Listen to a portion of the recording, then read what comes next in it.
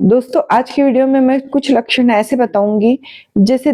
8 से 10 सिम्टम्स अगर हैं तो उसमें से अगर 5 से 7 सिम्टम्स अगर आपकी बॉडी में नजर आ रहे हैं, जैसे कि बहुत अधिक वीकनेस लग रही है, कुछ कार्य कर रहे हैं तो अपन काम करते करते बहुत थकान महसूस होना या बार बार थकान महसूस होना, थोड़ी दूर चल रहे हैं तो सांस भर जाना या चक्कर आना, घबराहट होना, कभी छाती में दर्द होना, हल्के थोड़ी देर के लिए दर्द हुआ फिर ठीक हो गया, या फिर अपन देख रहे हैं कि कुछ समय से अपने बाल बहुत स्पीड से झड़ रहे हैं या पतले होते जा रहे हैं या समय से पहले सफेद होते जा रहे हैं और किसी चीज को कंसंट्रेट नहीं कर पा रहे हैं, अपन कोई भी वर्क करने के पहले फोकस नहीं कर पा रहे हैं, या फिर आपके फेस में जो डलनेस आ गई है या पीलापन नजर आ रहा है आंखों में, चेहरे में, नाखून देख रहे हैं तो जल्दी जल्दी टूट रहे हैं या पतले हो गए हैं, या उसका चम्मच की जैसे शेप उसका नाखूनों का हो गया है अपने अंगूठे का। तो इस टाइप के लक्षण अगर दिखाई दे रहे हैं जो कि धीरे धीरे डेवलप हो रहे हैं, एकदम से पूरे लक्षण आपकी बॉडी में नजर नहीं आ रहे हैं, धीरे धीरे एक एक दो दो लक्षण आपको डेवलप होते जा रहे हैं, तो उस कंडीशन में ध्यान देने की जरूरत है कि हमारी बॉडी में किसी चीज की डेफिशिएंसी तो नहीं हो रही है। ये सारे सिम्टम्स क्या हैं, क्या ट्रीटमेंट है, क्या इन्वेस्टिगेशन कराना, आज के वीडियो में दोस्तों मैं इसी मैटर पे डिस्कशन करूंगी। Hello everyone, welcome to my channel. दोस्तों यदि आप मेरे चैनल पे नए हैं या अभी तक के आपने सब्सक्राइब नहीं करे हैं तो इसे जरूर सब्सक्राइब कीजिए और बेल आइकॉन में ऑल के ऑप्शन को जरूर प्रेस कीजिए ताकि आने वाले जितने मेरे वीडियो हैं उनके नोटिफिकेशन आप तक के पहुंच सके।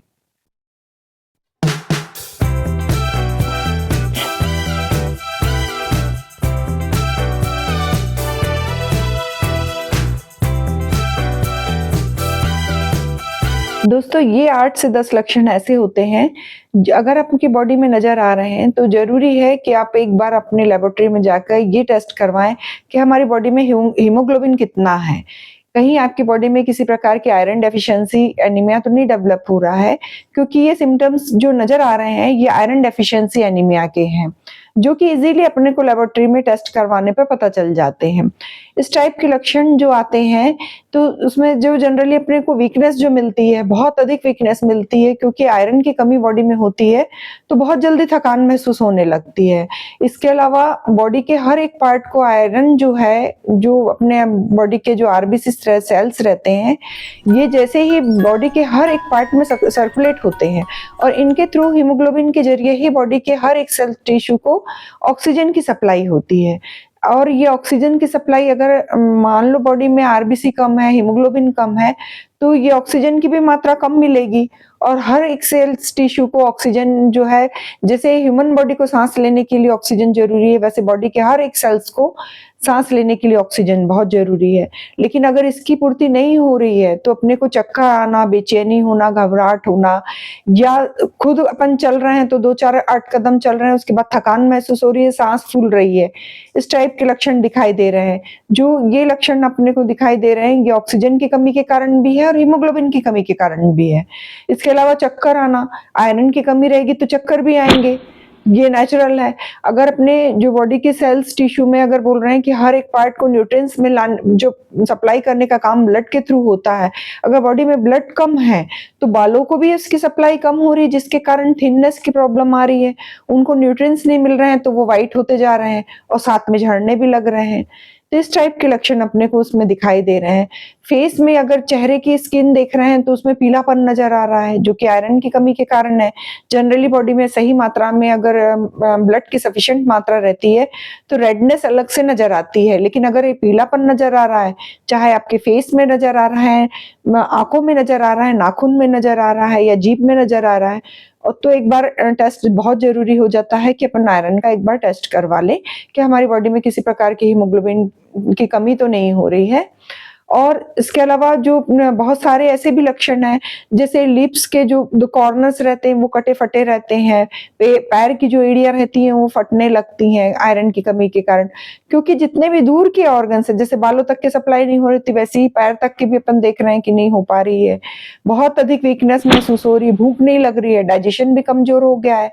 साथ में रेसिस्टेंस पावर भी कमज़ोर हो जाता है। अगर बॉडी में आयरन की कमी है या अपन देख रहे हैं हीमोग्लोबिन की कमी हो रही है, तो जितने भी एटमॉस्फेयर में होने वाले जो भी इन्फेक्शन है, सबसे पहला सेंटर उनकी बॉडी पड़ती है जिनकी बॉडी में एनीमिया की कंडीशन है। क्यों? क्योंकि वो वैसे ही कमज़ोर हैं और किसी प्रकार का इन्फेक्शन आ रहा है तो रेसिस्टेंस कम होने के कारण सबसे पहला अटैक उनकी बॉडी में हो रहा है। तो ये लक्षण अगर नज़र आ रहे हैं तो हर डिसीज़ को सफ़र कर रहा है वो पेशेंट। तो ये एनीमिया के सिम्पटम्स हो सकते हैं।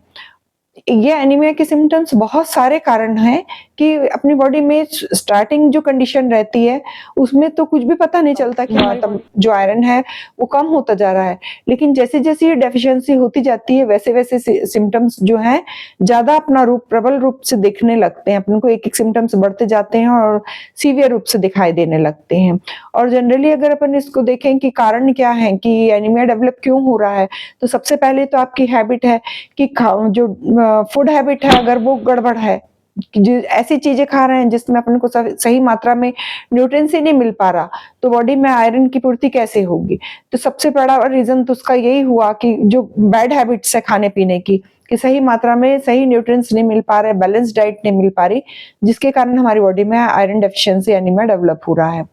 सेकंड कॉज़ अगर अपन देखें तो प्रेग्नेंट वुमन में देख रहे हैं कि बहुत अधिक मात्रा में आयरन की ज़रूरत रहती है। क्यों? क्योंकि माँ को भी शरीर को भी आयरन चाहिए और बच्चे के शरीर के बनने के लिए भी आयरन चाहिए। और जनरली प्रेगनेंसी पीरियड में आयरन की डेफिशिएंसी अधिकतर महिलाओं में मिलती है। तो ये जो आयरन की कमी रहती है, तो एक कारण ये भी होता है कि प्रेगनेंसी के उस समय में भी अगर डॉक्टर के एडवाइस से भी कई ऐसे पेशेंट रहते हैं जो कि किसी प्रकार की मेडिसिन लेना नहीं चाहते। उन्हें अगर ये लगता है कि ये केमिकल वगैरह है, इसको नहीं यूज़ कर रहे हैं, लेकिन अगर मान लो डॉक्टर ने आयरन टैबलेट दिया है, तो वो लेना ज़रूरी रहता है प्रेगनेंसी पीरियड में, ताकि आयरन की पूर्ति हो सके। और बहुत से कारण रहते हैं जैसे एब्डोमिनल किसी प्रकार की डिसीज़ है या जैसे ब्लीडिंग डिसऑर्डर है अपनी बॉडी में या फिर अल्सर है, पेप्टिक अल्सर वगैरह रहता है या हेमोरेज की कंडीशन है। फीमेल्स में अगर ऐसे कंडीशन देखते हैं अपन कि गायनिक प्रॉब्लम रहती है जिसके कारण बहुत अधिक मात्रा में एक्सेस ब्लीडिंग हो रही है, तो बॉडी में ब्लड की कमी हो रही है, आयरन की कमी हो रही है जिसके कारण अपन को एनीमिया डेवलप हो रहा है। ये भी एक कारण रहता है या ट्रॉमा इंजरी की कंडीशन है कि चोट लग गई और बॉडी से बहुत अधिक ब्लड का जो बहाव हुआ जिसके कारण बॉडी में खून की कमी हो गई और खून की कमी हो रही है तो आयरन और सभी चीज़ों की डेफिशिएंसी हो जा रही है। रीज़न में अगर अपन देख रहे हैं तो बहुत सारे रीज़न हैं, लेकिन अगर अपन उसको लैबोरेटरी में टेस्ट करवा रहे हैं, तो टेस्ट के दौरान अपन ये देख सकते हैं कि अगर एक फीमेल पेशेंट है, फीमेल्स में देख रहे हैं तो अगर अपन टेस्ट की रिपोर्ट में देख रहे हैं तो 12 से अगर 16 के ग्राम तक की है अगर उनकी मात्रा,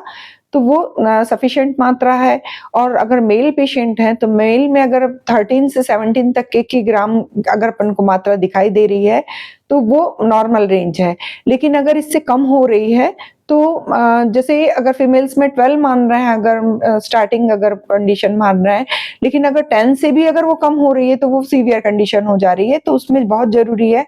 कि अपन मेडिसिन भी लें और साथ में अपनी डाइट पे भी ध्यान दें। और अगर मान लो कुछ मात्रा कम है, तो उसको डाइट से भी पूर्ति की जा सकती है। लेकिन अगर मान लो बहुत ज़्यादा अगर डेफिशिएंसी हो रही है, 10 से भी कम होती जा रही है और ये सिम्पटम्स भी पूरे नज़र आ रहे हैं अपने को,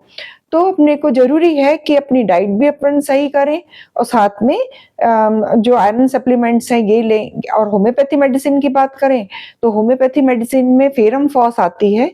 6x पोटेंसी में ये मेडिसिन आती है जिसको अगर अपन लेके आ रहे हैं और उसको दिन में 3 बार सुबह, दोपहर और शाम अगर यूज़ कर रहे हैं और साथ में इसको लंबे टाइम तक के करना पड़ेगा, 15 दिन से लेकर 1 महीने तक के अगर अपन कंटिन्यू कर रहे हैं। होम्योपैथी मेडिसिन में एलेथ्रिस फेरिनोसा करके मदर टिंचर आता है, तो फेरम फॉस और ये एलेथ्रिस जो मेडिसिन है इसका मदर टिंचर अपने को 10-10 बूंद दिन में 3 बार थोड़े से कुनकुने पानी में लेना है, सुबह, दोपहर और शाम। और इसको लगातार कंटिन्यू अपने को 1 महीने, 1.5 महीने करना है। उसके बाद फिर उसको फिर से अपने को एक बार हीमोग्लोबिन टेस्ट करवाना है और अपनी उसकी जो मात्रा है देखना है कि कितना इम्प्रूवमेंट हुआ और साथ में डाइट में भी अपने को ध्यान देना है। ऐसी डाइट लेना है जिसमें आयरन की मात्रा सफिशिएंट हो। बहुत सारी ऐसी डाइट अगर अपन अपने डाइट में शामिल करने वाले जो फूड हैं जैसे पालक है, लौकी है, चुकंदर है, शिमला मिर्च है, साथ में अगर फ्रूट्स देख रहे हैं तो अनार है, एप्पल है, ये फ्रूट्स हैं, अगर इनको कंटिन्यू अपन यूज़ कर रहे हैं तो अपने आयरन की जो पूर्ति होती है बॉडी में। इसके अलावा जो नॉन-वेज यूज़ करने वाले हैं वो एग है, मीट है और सी फूड हैं जितने भी हैं, या पल्सेस में देख रहे हैं तो जितनी भी पल्सेस आती हैं ये सही मात्रा में अगर अपन अपनी डाइट में शामिल कर रहे हैं तो इससे आयरन की पूर्ति होने लगती है। इनको ध्यान देकर इन चीज़ों को अपने डाइट में शामिल करें और साथ में अगर मेडिसिन कंटिन्यू कर रहे हैं तो कुछ समय में देख रहे हैं अपन महीने, 1.5 महीने, 2 महीने के अंदर आपकी आयरन डेफिशिएंसी कितनी डेफिशिएंसी उसके आधार पर इसको मेडिसिन को लेना पड़ता है। 90 डेज तक के अगर कंटिन्यू कर रहे हैं तो सही मात्रा में, उसके बाद अगर आप टेस्ट करवाएं और देखें कि कितना हीमोग्लोबिन इंप्रूव हुआ है अपनी आपकी बॉडी में और सही मात्रा में अगर हो जाए तो फिर ये मेडिसिन को बंद कर दें। और फिर अगर डाइट है तो डाइट पे अपना हमेशा के लिए ध्यान दें। दोस्तों, यदि आपको मेरा वीडियो इन्फॉर्मेटिव लगा हो तो आप अपने फ्रेंड, फैमिली और रिलेटिव्स के साथ जरूर शेयर कीजिए। ऐसे ही इन्फॉर्मेटिव वीडियो के साथ मैं आपसे फिर से मिलती हूँ एक नए टॉपिक के साथ नेक्स्ट वीडियो में। Take care and stay safe.